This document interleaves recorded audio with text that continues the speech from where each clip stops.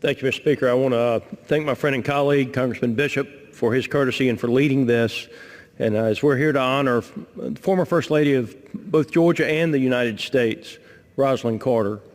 She was a great lady, an outstanding Georgian, a Navy spouse, a distinguished humanitarian who dedicated her life in bettering her country and her community. I want to say this about both her and President Carter. The Carter name is synonymous with a faith in and a love for Jesus Christ. And anybody in our part of the state, I lived about an hour from them, who knows the Carter family and their legacy, is that they continue to teach and be active in their church. And they are just wonderful people. They love Georgia. They loved the United States of America, and specifically, they loved rural Georgia and South Georgia. And she would have been very proud, I know, that all 5 of the First Ladies were there in a bipartisan manner to show respect to her at her memorial service in a bipartisan manner. She was born and raised in Plains, Georgia. She attended Georgia Southwestern College before she married former president, beloved Georgia governor and farmer Jimmy Carter. What you might not know is that she first saw President Carter, was attracted to President Carter, when she saw him in his naval uniform as he was a graduate of the Naval Academy. But she was his equivalent in every way when they served together.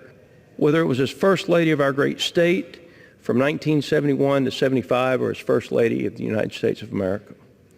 She's a long-term advocate of mental health in Georgia, aiming to increase mental health services and to stop the stigma that surrounds mental illness.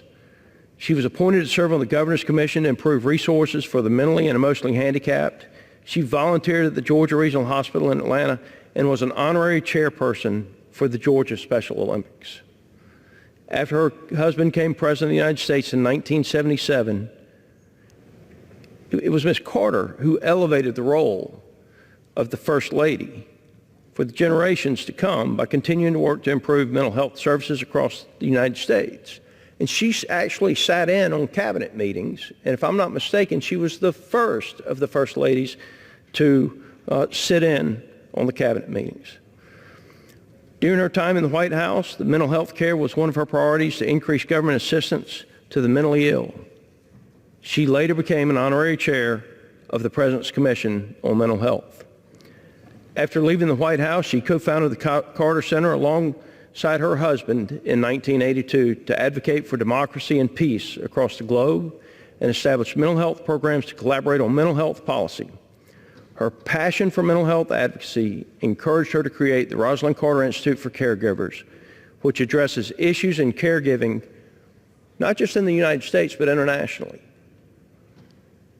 She was also the sponsor of the USS Jimmy Carter, one of the most distinguished submarines in the history of the United States Navy. A sponsor is named by the Secretary of the Navy, and the sponsor's role is an important one. Ms. Carter participated in many of the milestones in the life of her ship, including smashing the bottle against the bow of the submarine and bestowing its name in 2004. The following year, the USS Jimmy Carter was commissioned and entered the fleet after she said in her role as sponsor, "Man our ship and bring her to life."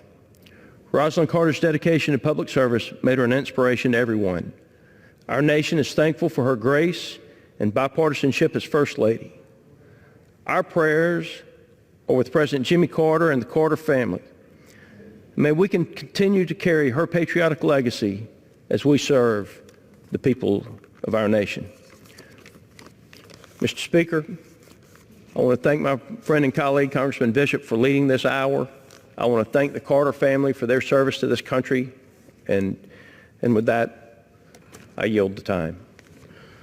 I thank the gentleman from Georgia, my friend and my colleague, and I thank you for joining with me in organizing today's bipartisan special order hour in honor of First Lady Rosalynn Carter. At this